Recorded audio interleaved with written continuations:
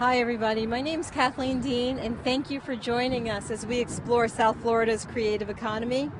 Today we're at the Perez Museum in downtown Florida. We're going to go inside and we are going to have an amazing show for you. We're going to be meeting with Willie Stewart, who's doing a special showcase here at the Perez Museum called Rhythms and Conversation.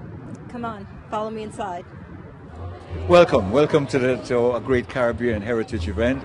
This is more of this. I mean, Caribbean time all the time, not just 1 month. Same with Black History. We should have it all the time. Totally agree. So it's fabulous that you're participating. And just tell us, what is your part here at the museum? Well, here what happened is that the museum asked us to come in to do the workshop so the people get a piece of the Caribbean. So we're going to do the workshop based on Jamaica, Barbados, Trinidad, so people get a taste of the Caribbean. Interactive, using different drums that we brought here, so people can play different rhythms and let's get a whole cultural feel.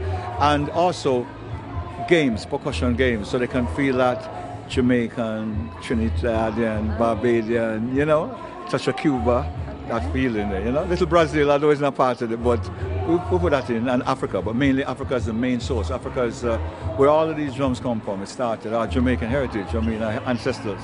Caribbean and heritage is there too. No, you use it because this is what they do the belly dance with. So if you're going to use it, make sure you know what you're doing. All right? The women love this drum. It's very important. So you will do the neck dance. But keep it simple. If you want to move the belly, it's up to you. But you're going to move when you move. When you do this, Egyptian dance. All right? Are we ready? Are you ready? Everybody get your hands ready. Now everybody watch. We're going to sing women with the boys and girls. Here we go. Dance.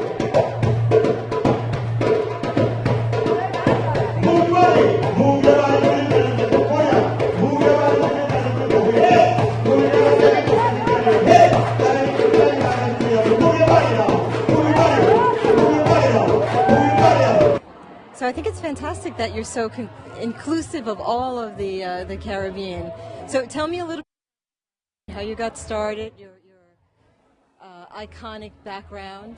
Okay, my iconic background is, well, I was born in England, love drums. Drums has been for me from the age of 6. I knew that I wanted to play drums. My brother's Byron Lee, he was a great musician in Jamaica. I went to Jamaica, moved to Jamaica when I was 11. And I saw him perform at RJR, and I said, no, this is what I want to do. And I played in his band, played in a circle, played in his band, Byron Lee. Third World, as you know, I was international for 21 years. Then I started in 1997, I started my own, doing team building. Went to England, studied for 2 years to be an educator, music educator, facilitator. And then that is what I do here now. I do facilitation. I have my own non-profit, which I work with at-risk kids. But music, both drums, everybody should experience drums to feel that inner feeling of empowerment. And I believe that our risk kids, for all kids in general, need to experience the culture of drums. It's stress relief. Like neuroscientists are finding out now that instead of taking a tablet for stress relief, the drumming, it relieves stress, it does everything. Awesome. So where do your at-risk kids come from? Well, I go into schools, Broward, Miami. I've worked with Irie Foundation. I've worked with Big Brothers and Sisters. I've worked with all different school boards. And I have another thing, the Journey of Drums, which I go into the schools and do presentation of like this in schools to 500, 600 kids at the time. We do it through our non-profit so they can get a little piece of culture. They love it. It's social, geography, mathematics, everything involved. So, I just feel that being a musician, that is the highest honor one can have. And when you play and it's really, really good, everybody's together, it can do so much things of greatness that even if you're not a musician, just the experience of that musical high is phenomenal. Without drugs, musical high. I have legs so I can dance. I have squat, I can move. But this drum can't dance. Put up your hand, who believe that this drum can dance. Put your hand up. Hold on. I know you're not hearing me. Turn up the mic, Mr. Mic Man. Do you believe that this drum can dance? It has no legs. Put up your hand. Mr. Cameraman, show them that they can't. Put it high. Be proud of it. I will call 911 lock you up. Look here. I'll give you a look here. The drum can't dance. I'll give you one more chance. Because I know you're bright. Put up your hands if you believe that this drum can dance. Take them, alright? We have you on camera. so we can come and find us. So no matter if you don't dance, then you're in trouble, right? Let's go.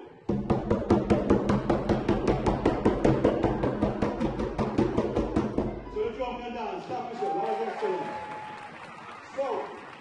So how wonderful that you're sharing that connection with the children so we can avoid the drugs and get high on the music. Have you encountered, the next great reggae star in your journeys throughout the school system? There's some students I've seen that has the potential to be a star in general, to be incredible in music and geniuses in percussions. And the good thing about it, when you're at my age, when you see in the schools from grade 1 right up to 12th grade, you get an exposure of really what's happening in the schools, and it's phenomenal where their brains are. Like my granddaughter, she's 3 today, and she handles on my phone, she knows how to do everything. So they are geniuses in their own right, so I'm looking to see them pass on to be greater than what we were of our time, those people of our time. Let me play it for you. It's called Switch On. Lion King.